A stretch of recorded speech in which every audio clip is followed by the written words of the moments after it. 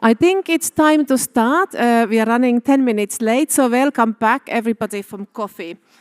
This session will tackle the challenges and perspectives on HTLV diagnostic, which we heard a little bit about yesterday, how important it will be in this bigger picture. I am Dr. Heli Harvola, consultant medical virologist from NHS Blood and Transplant here in England, and it's my great pleasure to be sharing this session with Dr. Tatiane Assoni from the University of Sao Paulo in Brazil, who is also founder of the HTLV channel. Without further ado, we will have 5 talks, 10 minutes each, and we will have questions at the end. Like in the previous session, we would like to ask speakers to stay in the front and then at the end come to the stage. And our first presenter will be Philippa Hetzel from the National Reference Laboratory in Melbourne in Australia, and she will be talking us about regional differences in HTLV1 laboratory diagnostic practices. Thank you. And thank you to the organisers for inviting me to speak on behalf of the Working Party. So the title of the talk is Regional Differences in Laboratory Diagnostic Practice for HTLV. I'm here as one of 2 co-chairs for IRVA's Testing Working Party, which was established last year. And my co-chair is Dr. Myrna Biglioni from Argentina. I'm not sure if Myrna, if you're here. Maybe not. But anyway, so I am presenting on behalf of the whole of the working group, but also of Myrna. So I do have a conflict of interest I would like to declare for my laboratory. So I am the director of the National Serology Reference Laboratory in Australia. And we're an operating division of St Vincent's Institute of Medical Research. We're also a WHO collaborating centre for diagnostics and laboratory support for HIV/AIDS and other bloodborne infections, including HTLV. And we're one of 14 laboratories globally that is also designated by WHO as what's called a pre-qualification assessment laboratory. We evaluate test kits on behalf of WHO for use in low and middle income countries who don't have regulatory frameworks. But we also perform these types of activities and generally science as a service, education, for which we do seek and receive funding from test kit manufacturers, and we use this funding to channel back into our WHO and other capacity building activities. So just as an overview, I wanted to cover why we have established a testing working party and what the work of the group is, what we've achieved so far and what we've learned. So this map is really a seminal work, and it illustrates the prevalence of subtypes of the virus right across the globe. What it's really highlighting is where we have studied for the infection, and we need to remember that there is great inequity in access to testing services, so many populations where we expect that the virus is probably hiding have never been tested, and have been a number of papers already at this meeting with this very point. Importantly, HTLV is finally being recognised as an infection of global importance and has its own half-page in a box in their most recent HIV, hepatitis and STI Global Health Sector Strategy document, which is their strategy for 22 to 30. And as a result of this increased emphasis and importance and recognition for HTLV, testing services are really likely going to be increasingly significant as the profile of HTLV is raised.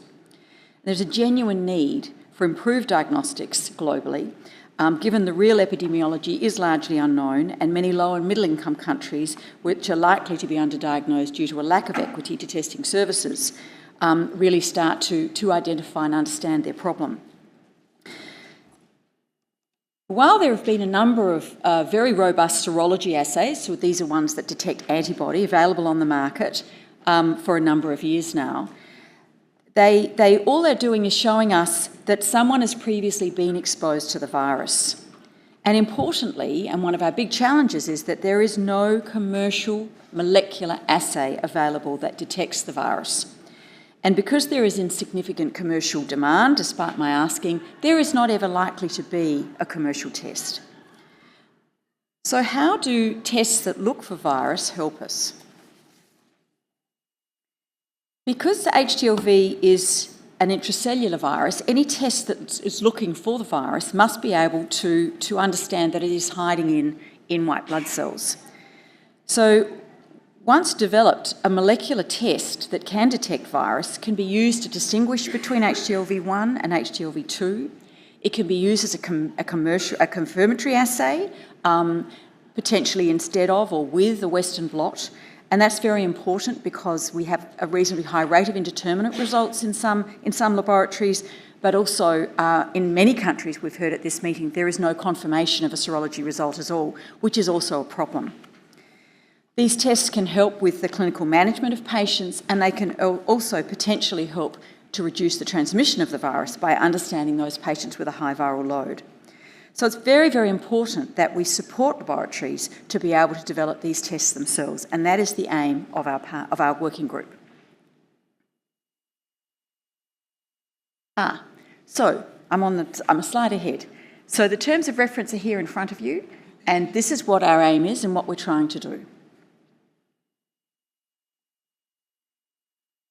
So, the IRVA board has approved our terms of reference, and these state the committee shall have at least 8 members that are technical experts representing at least 4 countries, specialist clinicians with experience in the treatment and management of HTLV, and pathologists and scientific experts in HTLV testing, including quality assurance programs. And our task is to support laboratories to develop and offer robust, sensitive molecular assays and to improve the ongoing accuracy and reliability of those assays. And so we are sharing our knowledge and our expertise to improve access and quality of testing services. So what has been achieved? You will see that there is representation actually from 6 countries on our working group, and we welcome any country that would like to join to come and join as members, and you can find me or Myrna after this meeting or through the meeting. Our group is really a forum for discussion, for knowledge sharing and provision of expert knowledge so that we can support the establishment of molecular services, we can improve the accuracy and reliability of testing globally, including distinguishing HTLV1 from HTLV2, which is very important to be able to manage patients. We hope to publish methods for molecular testing to improve access to the different types of molecular tests that are needed, and to work towards standardisations of assays and development of testing guidelines. The specific duties and responsibilities are outlined in the terms of reference, which I can provide with copy, and they really do talk about guidance and leadership, about providing protocols and methods, about focusing on quality assurance, and also publishing both testing guidelines and protocols and methods, and to help really performing screening, confirmatory testing and pro-viral load tests, and also to be providing periodic reports back to and outcomes of our achievements back to the IRVA board. So we've had a number of virtual meetings, and there are very wide time zones, as you can imagine, so some of us are up very late at night, middle of the night, early in the morning. But I think what's fantastic is the camaraderie and the goodwill that has been shown. So what have we learned? We've developed relationships and connections across the countries, and that has been incredibly important. But we also now understand the status of testing in each of the countries by actually sharing test protocols, by sharing PowerPoint presentations, by sharing methods and sharing information. The generosity and goodwill is alive and well. All country representatives have willingly shared their tests, their assays, their protocols and their expertise, and it's been genuinely heartwarming to see the interest and investment that everybody has had in trying to help each other. But what we also knew and have also learned is that some countries really face very significant challenges. Poor access to knowledge. These assays are very complex and they're not easily established without getting some help. There are inadequate resources, and we really need to be focused on cost-effective solutions and accessible solutions. There are insufficient diagnostic testing services in some countries, and even when there are assays developed, across a country they may not be directly comparable because the laboratories have not had adequate access to ways in which you can calibrate these tests so that we are able to interpret the results consistently. And there's also a shortage of quality assurance material which will help laboratories monitor their own performance. But one of the key issues really is that there's very vast difference across regions about what we know is reflected in all health services, which is that there is inequity in the access and resources across different parts of the world. So we're mindful that the countries without testing services are not represented in our group, and we do welcome them to join. And by publishing, we also aim to actually allow them to access our protocols and services and get in touch. So what is next? So we're drafting a formal work plan to address the gaps, and we will continue to provide support to those laboratories who have requested, and there has been some direct help. Myrna in particular was successful in applying for and gaining a PAHO grant, and she has done a fantastic job of having educational promotional sessions across South America, which were broadcast to help countries in South America as a start to understand these assays and establish them. So in summary, the testing working group includes members from 6 countries: Argentina, Brazil, Australia, Japan, Peru and the United Kingdom. And we are there to provide technical support and strengthen testing services across and improve the equity of access to this testing, to molecular testing in particular, but also to improve the reliability and accuracy of services that do exist and help countries to distinguish between type 1 from type 2. We also are here to publish methods and share methods. We have a secure channel and Teams where people can access the information from all of the countries. They can ask questions in the chat and be supported. And we also aim to make those tests directly comparable, and we'll help testing guidelines to be adopted globally. So we welcome countries to join us, and we're really pleased now that you're aware of our existence. So in closing, I would like to acknowledge each of the members of the groups, which are listed here on the slide, for the generosity that they've shown in sharing all of the material. And I would also like to thank Fabiola and the Board of IRVA for their support and encouragement in establishing this group. Thank you.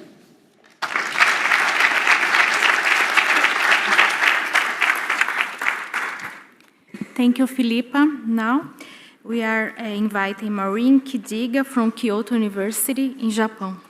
Thank you. Hello, my name is Maureen from Kyoto University. And today I would like to talk about occult HTLV1 infection, which we defined as persistent infection without seroconversion in Japanese macaque infants. I have no conflicts regarding this presentation. In summary, my presentation aims to show for the first time that occult infection is possible in delta retroviruses like HTLV1 and STLV1, especially during mother-to-child transmission, that is MTCT, and hence prompt the need to include mandatory PCR in the diagnosis of high-risk groups. So in a recent study that we performed to try and determine the rate of STLV1 infection in Japanese macaques reared at our facility, we noticed a frequency of about 17% among infants. We were curious whether this frequency was solely based from mother-to-child transmission, and therefore we thought a longitudinal study would be able to clarify this question. So we performed a longitudinal study whereby we recruited 9 mothers and child pairs, and the inclusion criteria of these mothers was that the mother must be STLV1 positive. And we followed up the pairs through blood collection every 3 months for at least 3 years. So how did we diagnose STLV1 MTCT? Considering the diagnosis of HTLV1 MTCT, whereby children born to infected mothers are examined around 3 years of age using primary and confirmatory tests, which are basically antibody tests, and the positive outcome is said to be MTCT, which ranges about 20%. Negative children are said to have no mother-to-child transmission, and indeterminate is when PCR is recommended to be done. So we also diagnosed our cohort using the same mechanism. At 3 years of age, we found that 2 children were positive, at least through DNA analysis, but this child was seronegative because we could not detect antibodies through the primary test or the confirmatory test, which is LIA, which is very high sensitive. Nonetheless, we found that MTCT rate was about similar to HTLV1 MTCT, about 22%, but this seronegative infection was very curious to us. So some of the hypotheses about this incidence of seronegative infection was it an acute infection? Was the virus defective? Was it transcriptionally inactive, or just a transmission-incompetent virus, or defective antibody immune response? So we analyzed each of these hypotheses. Whether it was an acute infection, since we had been collecting blood since birth every 3 months, we performed a retrospective analysis of the blood especially concentrating on child 7, who was seropositive, and child 3, who was seronegative. And when we analyzed for proviral DNA, we found that consistently both children had detectable proviral DNA since birth. But when we analyzed for antibody, we found that at least child 7 was seropositive consistently, but child 3 was seronegative since birth. Hence, we concluded that this incident was not an acute infection, but rather a persistent seronegative case. Another reason, since the PCR assay that we use to analyze PVL mainly quantifies stacked copies, our next suspicion was whether seronegative infection was due to a defective provirus. So we performed full genome sequence, and after analysis, we compared the genome of the seronegative child with the mother. And apart from the synonymous mutations that we detected in the pro region in the child, generally the provirus was consistent between mother and child. So we concluded that the provirus in the seronegative child was likely not defective. And although the virus was unlikely defective, the activity of the virus could not be presumed from the sequence. So we hypothesized that seronegative infection may be due to an inactive, unable to produce transcript virus. And so because we were able to show that recently culture of PBMCs from seropositive monkeys are able to induce TAX messenger RNA expression, we performed culture, and in the seropositive child, you can see that TAX messenger RNA copies were detected. And similarly, in the seronegative child, that is child 3, and his mother, TAX messenger RNA copies were detected. So we concluded that the virus was transcriptionally competent. So another hypothesis was whether the virus was transmission incompetent. And since we know that HTLV1 integrates in the host genome, and when it undergoes clonal expansion, the integration sites will have similar clones. But when it's de novo infection, the original virus and the newly infected cell, the virus will have different integration sites, which is different clones. So we performed clonal analysis, and when we analyzed the clones, we found that at least, in general, we represent the clones as follows in a pie chart. And in the seropositive child, we were able to notice consistently the change in clones over time, that is between 2 months and 44 months. The clones were being reproduced consistently and changing over time. No similar clones except a few time points. And similarly, in the seronegative child, it was the same. Consistently from 2 months to 44 months, the clones were changing over time and no similar clones were detected in between each time point. So we concluded that the virus was transmission competent. And the last hypothesis was whether the child antibody immune response may be defective.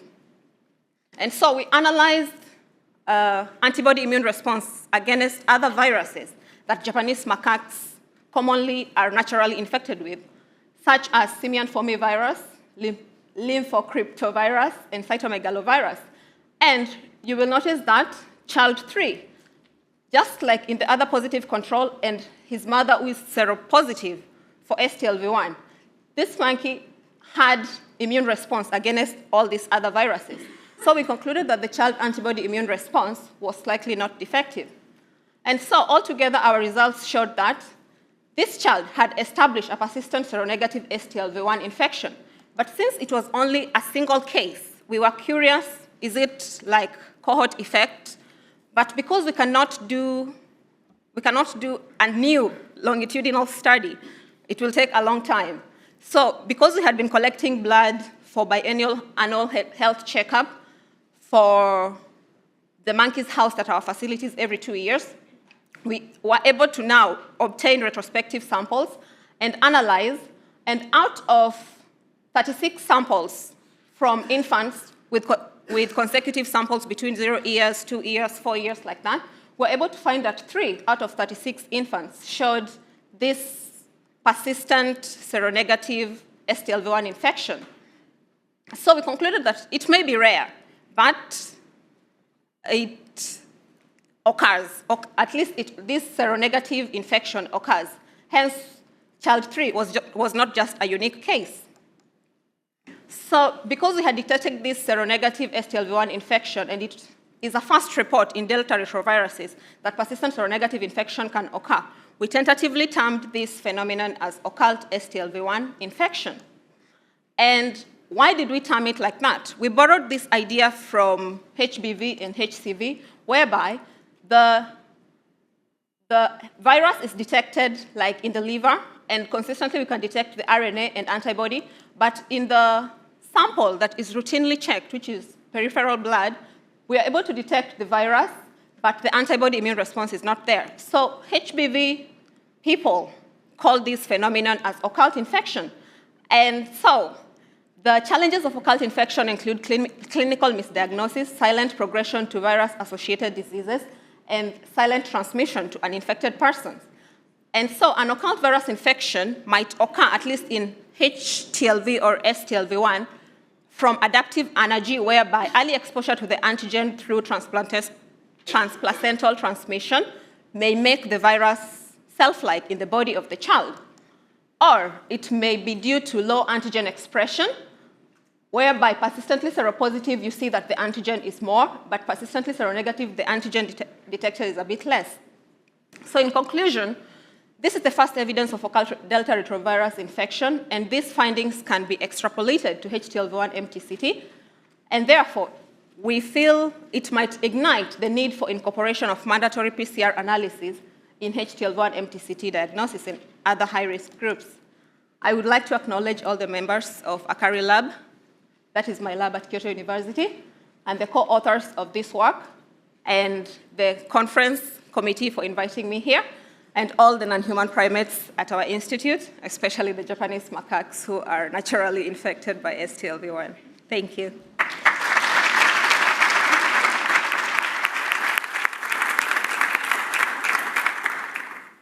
Thank you so much, Maureen, for this elegant talk and keeping the time. Our next speaker is Poonan Grove from Kyoto University in Japan, and she will be talking about identification of natural remission of mother-child retroviral transmission. Good morning, everyone. I'm Poonan Grove from Kyoto University, and today I will talk about identification of natural remission of mother-to-child retroviral transmission. We do not have any conflict of interest. In our lab, we have been studying about HTLV1 infection using Japanese macaque. And previously, we conducted age-wise prevalence of HTLV1 infection in the Japanese macaque, and also conducted a longitudinal study to determine MTCT frequency, which was already explained by my fellow lab member, Maureen. In brief, we discovered that 2 out of 9 infants develop persistent infection at 3 years of age, and MTCT frequency was 20%, similar to the human cases. We were also interested in HTLV1 dynamics in the 9 infants in the lactation period. So therefore, we conducted a retrospective study using the blood samples. As for the persistent cases, both persistent cases were persistently positive for the PVL since after birth, while only one of them remained seronegative. And among the other 7 infants, 4 infants were consistently negative for the PVL, meaning they remain uninfected, while the other 3 infants were tangentially positive at the 5 months and 8 months of age after birth, and followed by undetectable level. Some of these infants were also positive for the antibody titer during the early infancy period, maybe the mother-derived antibodies, followed by undetectable level up to 3 years. We also compare the antibodies and the PVL of these infants in order to see any difference, but their levels were almost comparable, meaning they had no role in the uninfected or the transient MTCT cases. These infants seems to be transiently infected with HTLV1, which was quite surprising for us because, as you know, the retroviruses are very well known to cause persistent infection. So therefore, first we thought about the possibility of contamination. In order to test this possibility, we compare the end sequences of the mother-child pairs, and SI2 is HTLV1 infected Japanese macaque lymphoid cell line. Its end sequence was used as a reference. So the table here shows the end sequences of the mother-child pairs. In the pair 1, we observe only one A to G mutation. Pair 2, two G to A mutations were observed. Pair C, no mutations were observed.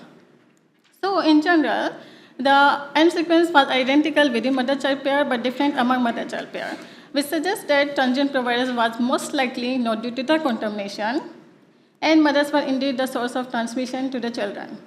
Then we thought maybe the another reason of the transient PVL could be due to the short-term circulation of the mother-infected cells. Why? Because it is very well known that during breastfeeding, mother milk immune cells enter the child, may circulate in the bloodstream of the infants and remain within the child for up to few days and up to years. This phenomena is known as maternal microchimerism. We can test this possibility by comparing the HTLV1 clones between mother-child pairs using the raising analysis method. So if the clones between mother and child are identical, it will confirm the presence of mother-infected cell in the infants. Let's see example of child A first. In the child A, we observe 5 different clones, and mother had around 360 clones. We observe similar clonal pattern among other two pairs as well. I will not talk in details, but in brief, we did not observe any identical clones between mother-child pairs, meaning transient provirus DNA was not due to the mother-infected cells circulating in the infant's bloodstream. In other words, after entry into the infant's body, the mother cell was able to transmit the virus to the infant's uninfected cell, and then those infected cells further underwent clonal expansion.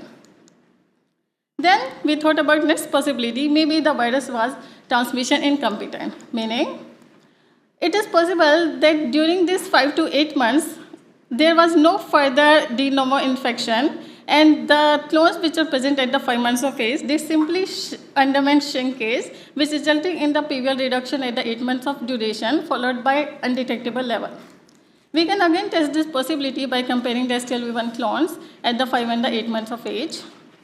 And if the clones are non-identical, it would suggest a possibility of new transmission and clonal expansion.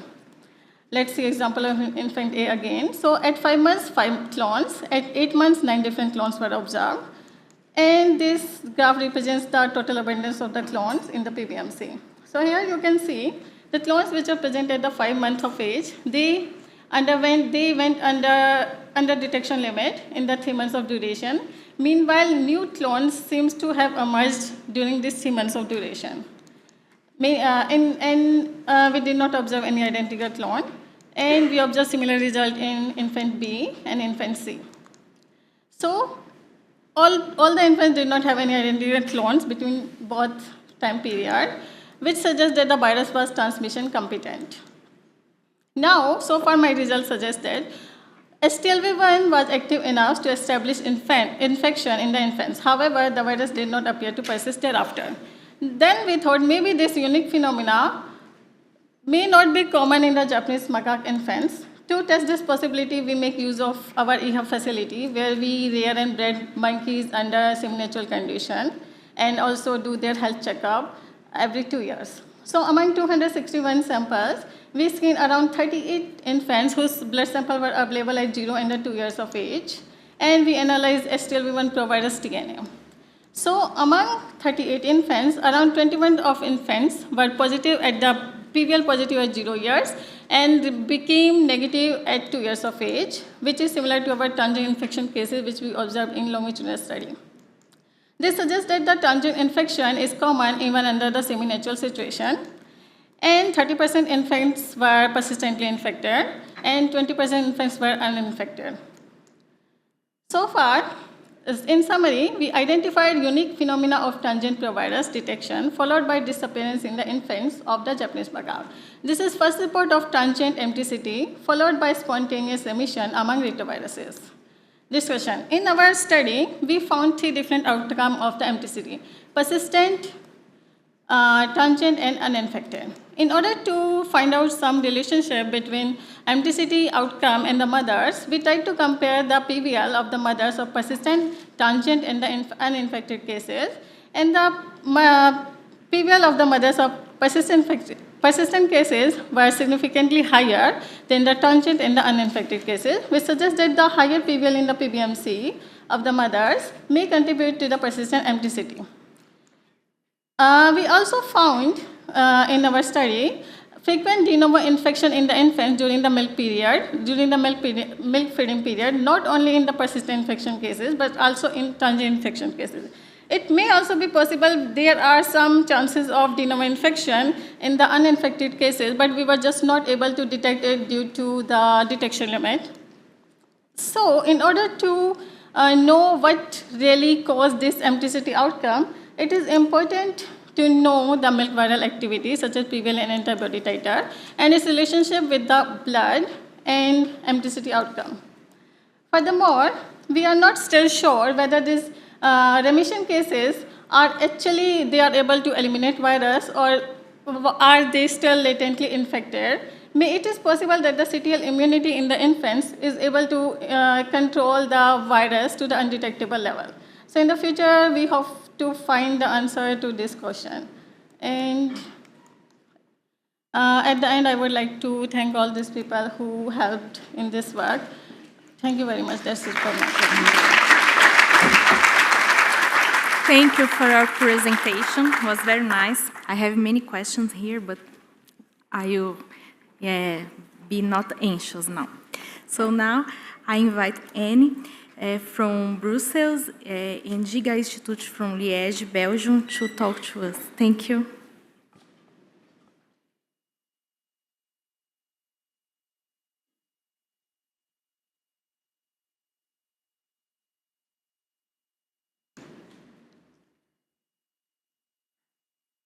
So this is what was my initial title of the abstract I submitted, but having listened to the patients yesterday, I changed my title to I Am Scared. So I am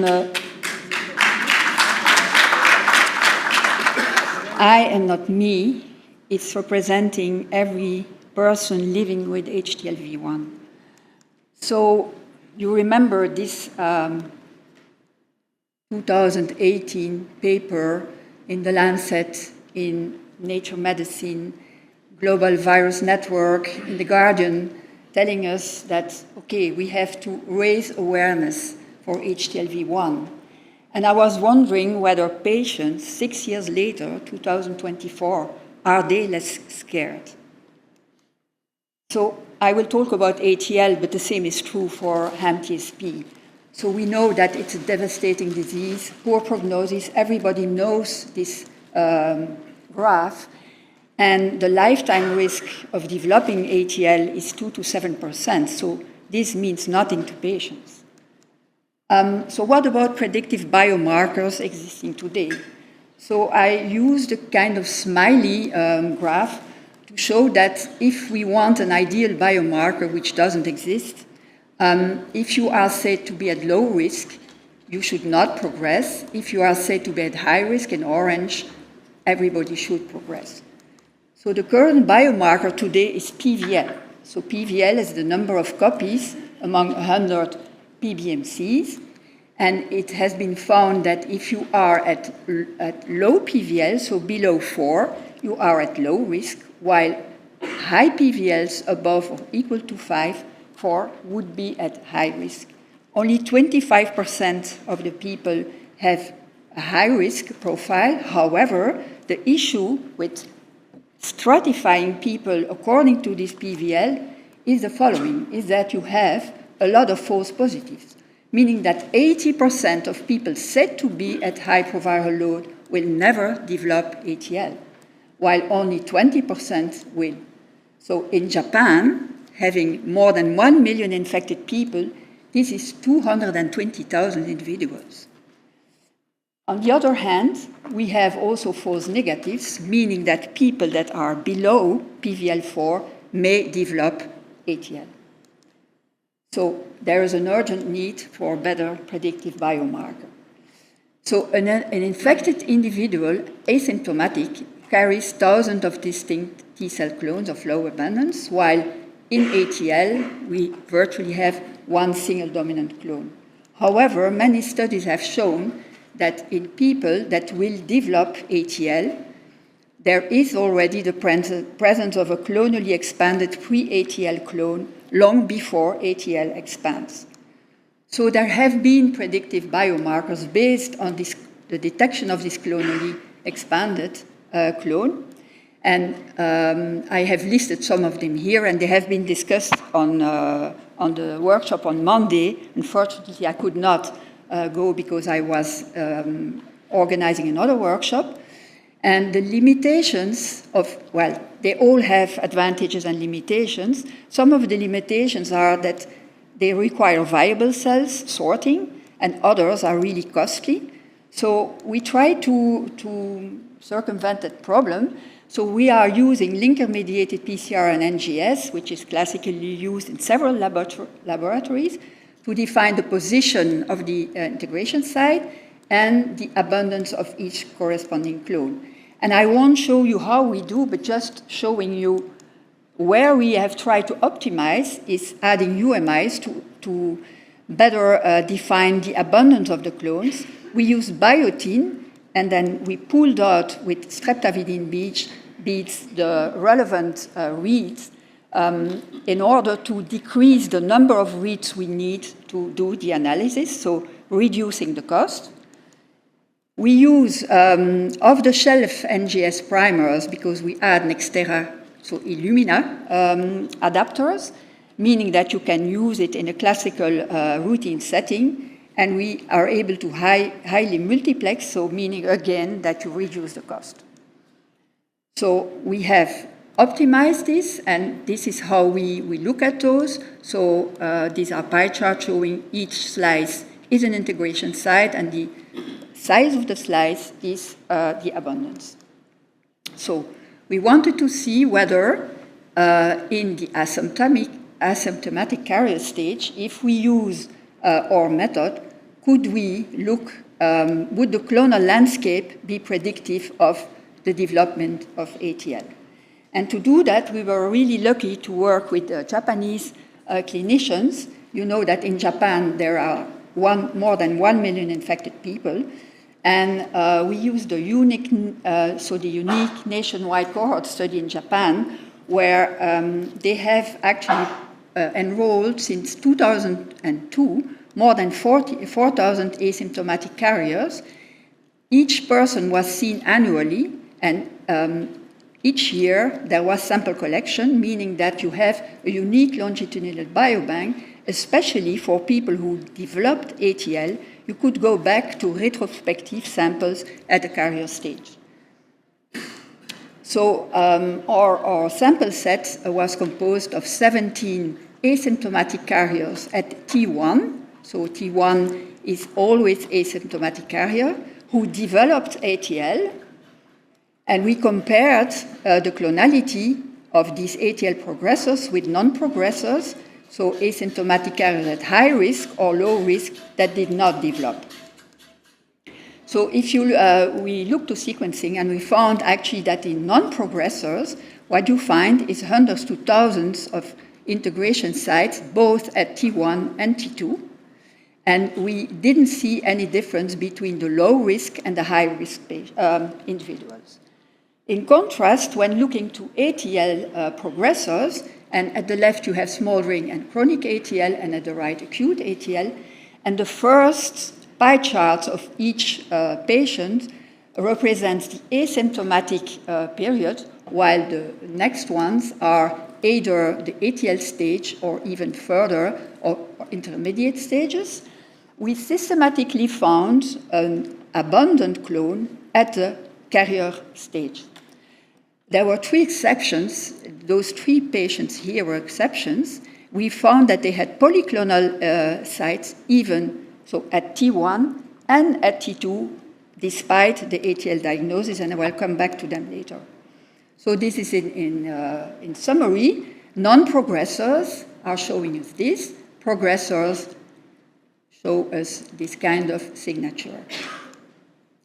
So these were all leukemia ATLs. What about lymphoma ATLs? And to do this, we were unable to access biopsies from Japan, but we could work with Ambroise and Olivier from the Necker Institute, where we looked at two different situations. One patient who has, at the time of lymphoma, the lymphoma clone is here, but you can see that in the blood, it's present as well, while in this patient, you have the lymphoma, the main clone in the lymphoma, but not in the blood. So if we go back to the asymptomatic stage 9 years earlier, before the onset, we can find the lymphoma clone in the blood, and as you see, the PVL here is very low. In contrast, in this patient, we could not find the clone. So in lymphoma patients, we may miss people at risk if the clone is not in the blood, and I think that this would represent less than 0.2% of the carriers. So at the end, what we find is that progressors carry the predominant clone many years before development of ATL. Now, to more rigorously address this, we looked to clonality metrics, and we decided to use viral clonality evenness index, measuring the evenness of the clones. So VC1, so close to 1 would be very polyclonal, while 0 would be monoclonal.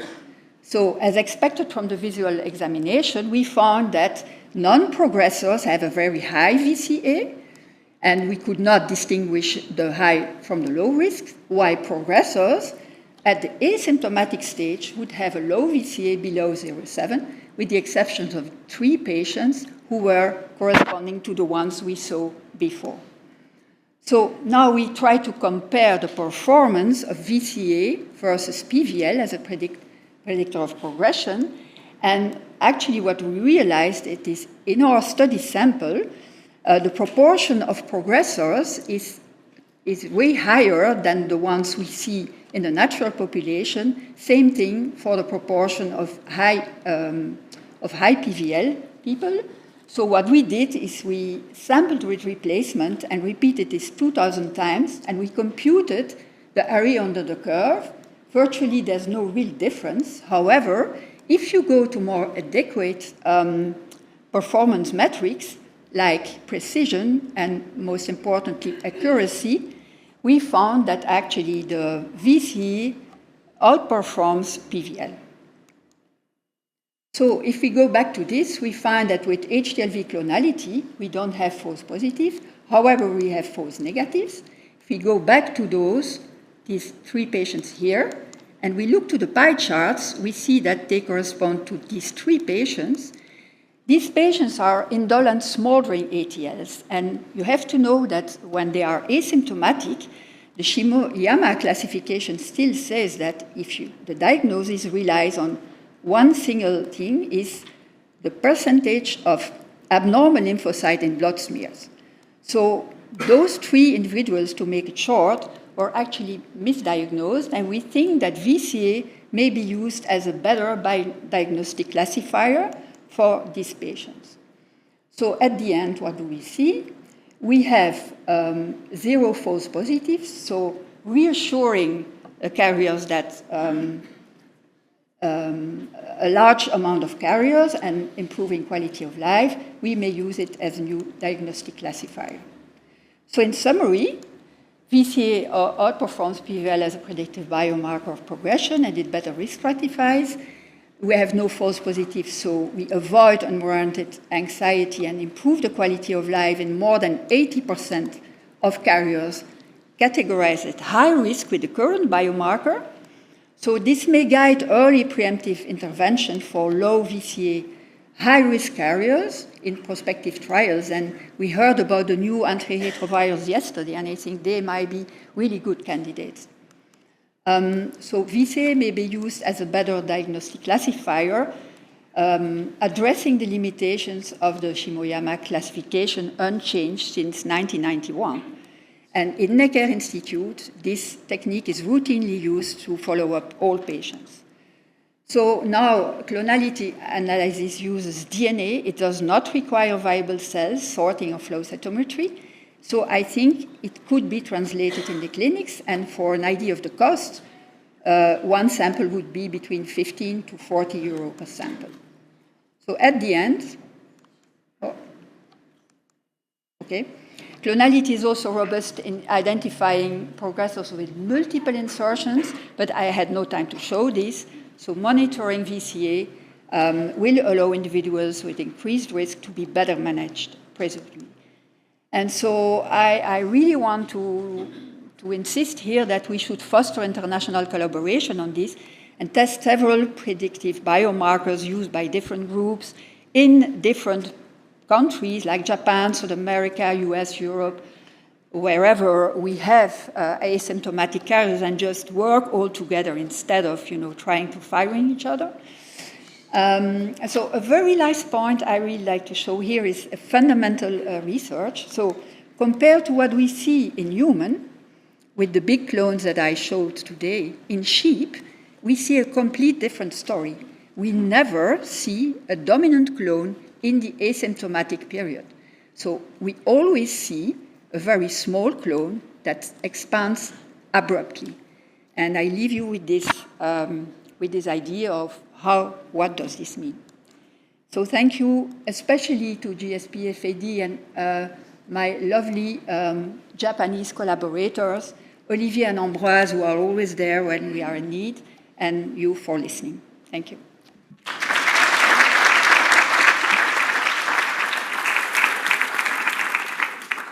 Thank you very much. Then we move to the last but not least. It's the Fabiola Martin from Australia, and she will be bringing the follow-up clinical services to this picture. Thank you very much to my collaborators and to the conference organizers for allowing me to speak to you today. The title of my talk is Multinational Consensus, an International Model of Care for HTLV Follow-up Clinical Service Made Accessible to Blood Donors Diagnosed with HTLV. So you may recall, I have no I do not have a conflict of interest. Again, we are all very sad that we don't get any funding for anything, but here we are. So just wanted to start with the lay summary. In many countries, when people wish to donate blood, they are automatically tested for several blood donor viruses, including blood-borne viruses, such as in HTLV. If the test is positive, they are prevented from donating blood. However, often donors are not informed that they are going to be tested for HTLV. And if they test positive, they are not linked in with HTLV-specific clinical care, including family and partner testing and lifelong medical follow-up. Therefore, there is an urgent need for an internationally standardized HTLV pre- and post-testing counseling protocol for blood donation services, accompanied by national HTLV notification and referral pathways like the ones established in Brazil, France, Japan, and UK. So I just wanted to remind you, in HTLV Conference 2022, we presented data around surveillance and what is happening right now cross-sectionally across 7 countries. And Joanna Curtis, the patient representative for Australia, also submitted an abstract. She's also a part of this collaboration. And in her abstract, she wanted to voice her experience. So her title is Lack of HTLV1 STI Screening and Referral Pathways in Australia.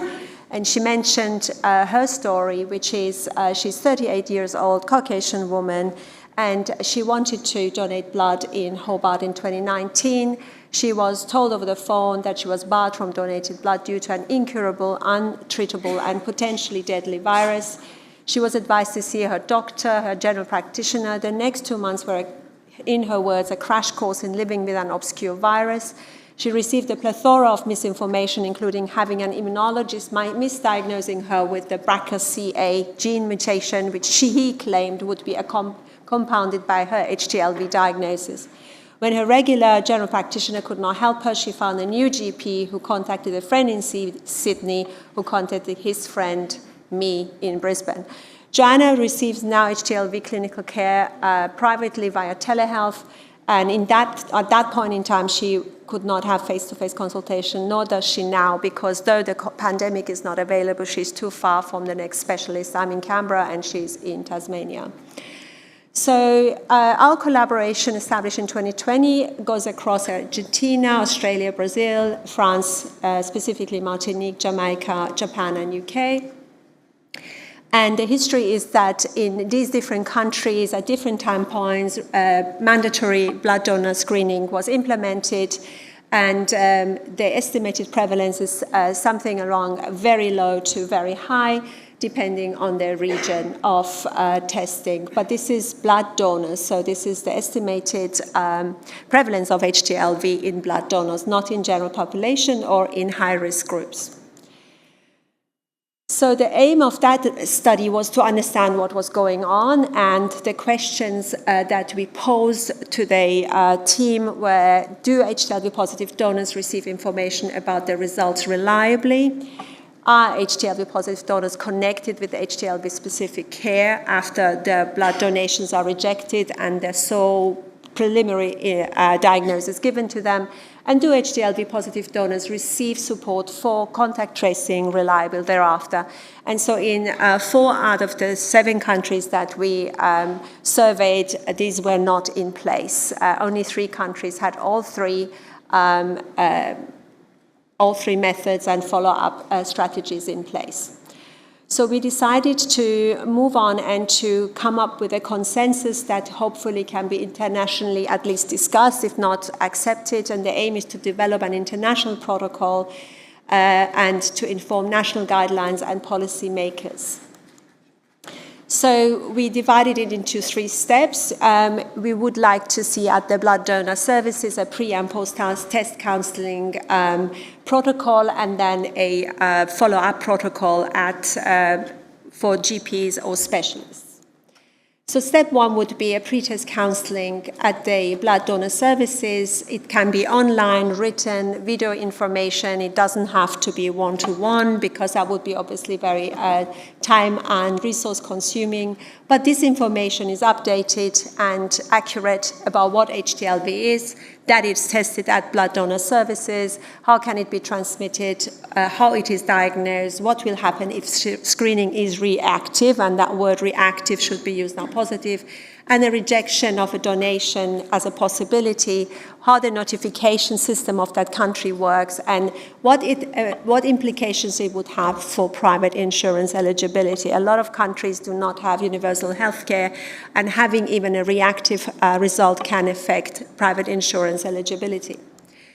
And then this next step would be post-test counseling. So this is, let's say, someone like Joanne who donated blood and she was found to be reactive. Instead of getting a phone call from someone who never had heard from this virus and was not a clinician, she should be contacted by a clinician knowledgeable about HTLV about HTLV, should contact the donor. The consultation should be via phone at least.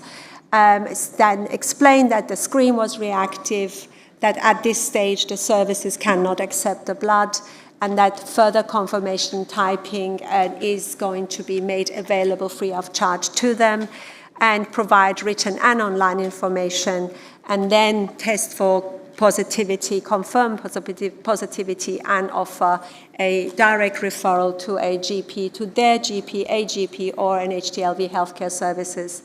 And that written communication is copied to the patient as well. And the third step it would be to have general practitioners and specialists, or specialists, be it infectious diseases, sexual health services, that are able to actually pick up this patient and carry them. Which type of HTLV virus they have, what that means for them, what HTLV diseases are, what their lifetime risks are, and transmission risks are, and then offer them, obviously, take a history examination, investigations, including HTLV proviral load and T lymphocyte count, testing of family members, of partners, of children, and then a lifelong regular follow-up, especially after all the information that you have received around high-risk, low-risk, proviral load, and VCE. And linkage to specialist care. One of the things that all members of the group wanted to mention as a first thing was psychologists. So this is, even if your patient is asymptomatic, has a low viral load and VCE, they are anxious and they need support.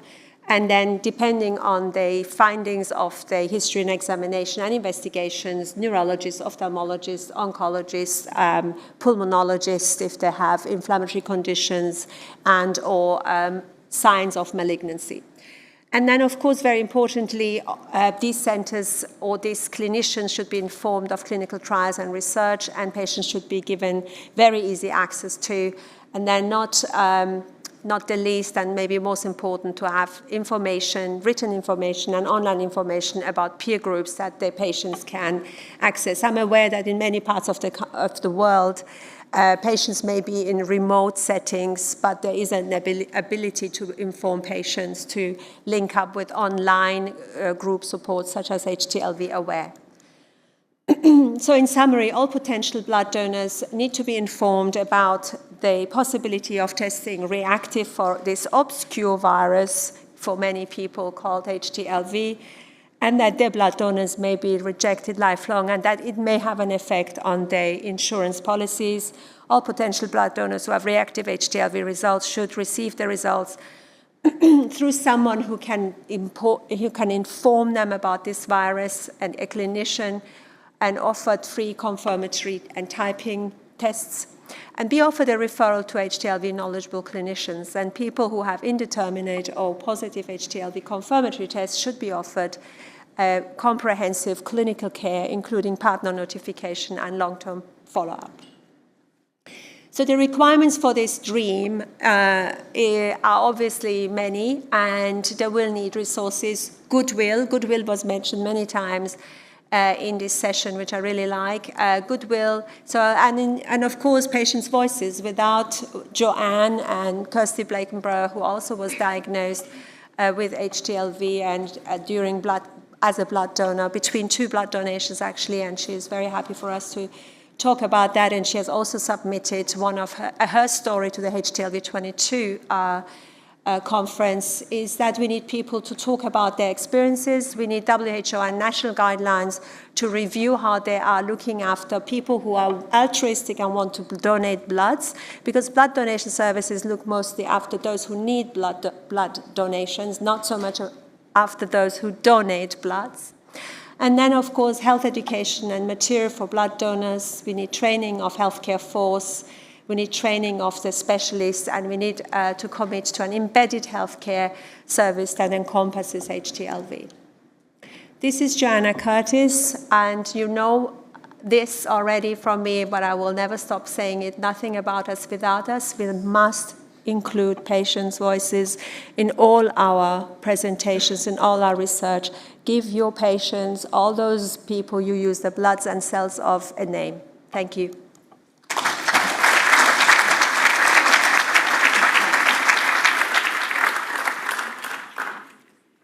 Okay, now do you have some questions? We have many questions, please. Sorry.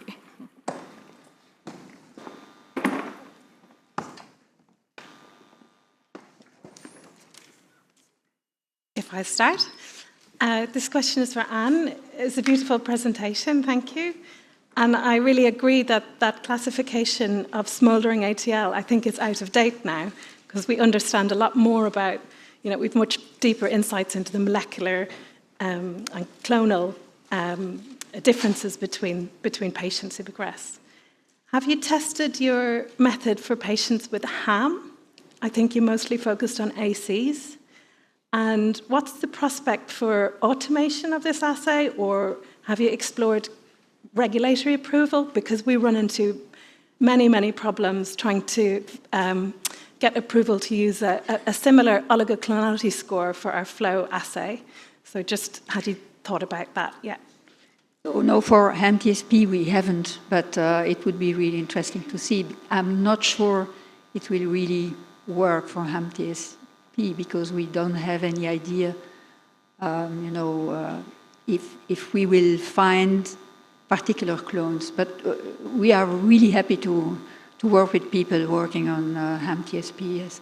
And so for regulatory issues, we really we didn't go into that yet. And I think, my Japanese colleagues can probably better tell you about these regulatory issues in Japan, but personally, I don't know. I can. I'm happy to share our experiences if it's helpful. Yeah. Thank you. We have many questions on the chat, and I would like to ask to her or everyone if you can answer by chat, because you have no time to answer all questions here. So if you can do it. Thank you. Question to Maureen and Poonam. Thank you both for your extremely interesting and really well-presented presentation. I think they're potentially really, really important. You mentioned, I think Poonam mentioned the possibility of CTL control. Have you looked? Have you tested for CTL? Either? Not yet, but we are planning to do it. Have you got the samples? The monkeys are still alive, so we are trying to, first we will do in PVMC, we will try to check in vitro, and then we are planning to do the CTL depletion in the monkeys itself, and we will see if it... Have you got samples of cells that go back to the earlier time points? Not yet. At least for the within 1 year time point, we have very limited number of cells, so we cannot do many experiments, and so I think we do not have any samples anymore for that. So. Two other points briefly, but I don't think we've got time to discuss them now. You presented some evidence on the nucleotide differences between mother and child, yes. Maureen, but I think there were 5 or 6. That may not, of course, be sufficient to distinguish, because what you didn't present was the number of clones in either the mother or the child, or the diversity of sequence. So those are obviously really important to be able to exclude that. I totally agree with you. The reason for we did N sequences, it is based on our previous study. In our previous study, we have done analysis using many monkeys, and these monkeys' N sequences differs based on different cohorts. So fortunately, all these different three mother-child pairs, they belong to different cohorts. So that's why we were able to find these sequences, mutation sequence in the sequences, and we were able to differentiate. So this was the reason for doing the experiment. Thank you. And thank you. My name's Hermione Lyle, and I'm a pediatrician.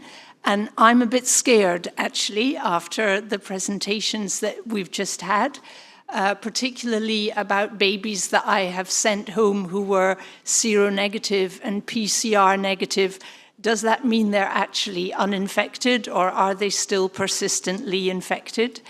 And I wanted to know whether you were able to look in lymph node or in gut tissue, for example, to see if there's any virus there in the macaques. And also for Anne, for children who are infected, when should we be starting to look for clonality in their, at what ages should we be doing that? Because they obviously have a high risk of progression to ATL if they're vertically infected. And this just makes me think that at the moment there isn't a kind of international guideline for the management of babies born to women with HIV, whether they are infected or uninfected. And the call for collaboration to work together to learn from each other, I think, is really important for children. Hi.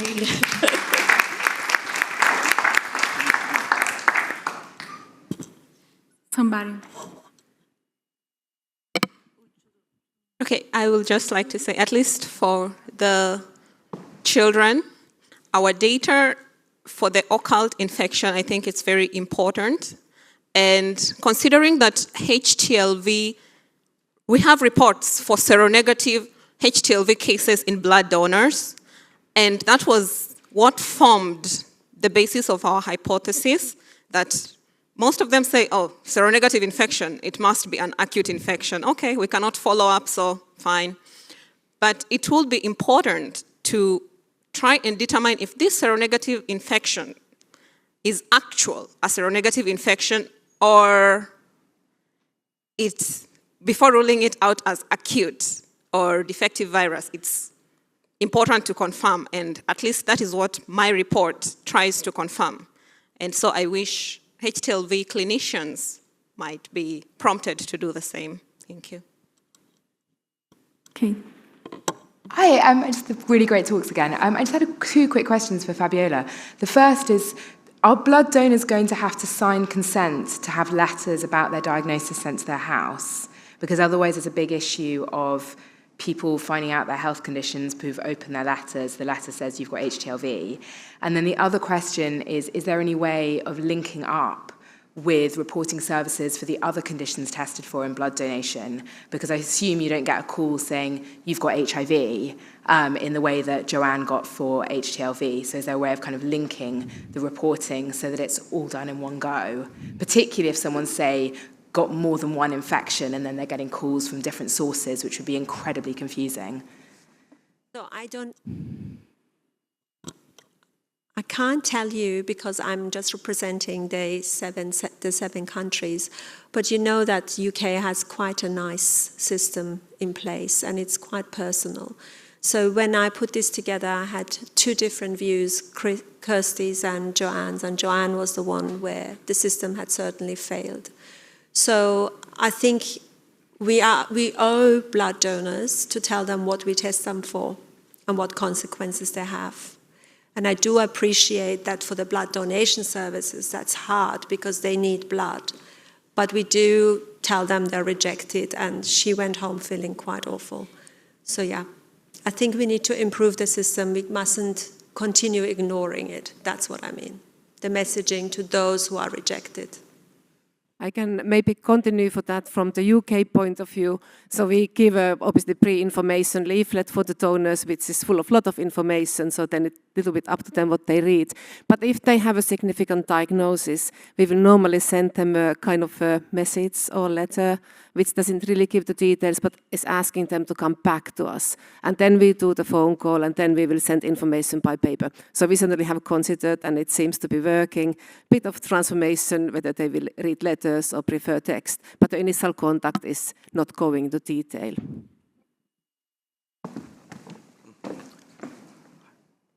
Dr. Vanderbroek. So in preparation to screen a large population of infected patients to offer potentially a therapeutic vaccine, that the one we're developing, right? So let's say we want to screen 2,000, 3,000 patients. What would be the practical assay then to do that effectively, to find the high-risk individuals? You mean so to do this for a large number of people? So, you know, we would probably offer a vaccine to only to high-risk patients, those who are at risk for developing ATLL or HAM-TSP. So we like to screen a population to find the high-risk patients, and what I wonder, you know, what would be the first, you know, the practical assay to use, and then the cutoff, you know, values that do you have any recommendations on that? So we need to work on that. You know, we had it's actually the largest population we could test with longitudinal samples right now, but I think we will need more.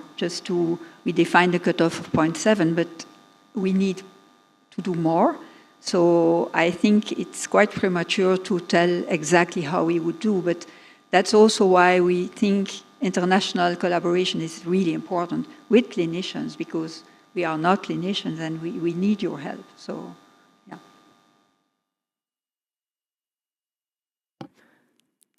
Okay, thank you for the session. I wanted to come back to the monkey data, so thank you very much for these presentations. Maybe I missed it, but do you have the opportunity to follow up on a longer time scale and to see if in the adulthood the similar observations are made, and maybe even to see if these individuals are able to transmit in turn to their child? Okay, for the occult infection case, persistently seronegative, I was able to follow up until 7 years, and he was still seronegative. And because he was male, and I am also interested in the sexual transmission, I tried to investigate production of the virus in semen, and actually there is production of the virus in semen. So currently, unfortunately, we lost him at around 8 years, but I would say, considering he was able to also disseminate the virus in semen, potentially he was infectious. And the semen virus actually had some level of infectivity. Yes. And for maybe the second part, thank you. Yeah. As for the remission cases, all the 3 monkeys are still alive, and they are around 5 years right now. So, and we are thinking about continue to chasing them to see whether the virus may reappear or not. And then we are also planning to do some other additional experiment to confirm our data. Thank you. I have a very quick suggestion for the occult infection. In the United States, they have reagents that can deplete NK cells, chlorinated can deplete monocytes, and you can also deplete CD8 cells. So you could really ask the question, if you have any of those little animals, you don't need a lot of antibodies or chlordronate, which is expensive, and treat them, because we see that if you do that, you get infection in all animals, no matter how defective the virus is. So if you need any help, I'll be happy to help you, because they provide this reagent for free from the AIDS repository. Okay, contact me. Thank you very much. Okay, thank you so much for the fantastic discussion. I think this could go forever. There are really good questions about the diagnostic testing, including point-of-care testing. What are the biggest hurdles for the improving molecular testing? But we will leave them, since I think we are running out of time. I think highlighting the occult HTLV infection is really important. I think one lesson, what certainly is coming to me from blood services, is the term occult hepatitis B. People would kind of consider renaming that if they could. So it might be worth of thinking at this stage, should it be called seronegative HTLV? Because occult can have a quite difficult connotation for the patients. But certainly something what blood services then also have to think if this seems to be common and potentially infectious. But thanks for all the presenters for the really clear data. There's, of course, a huge improvement in methodology behind, so you left that out, and I think it makes it easier to follow the talks.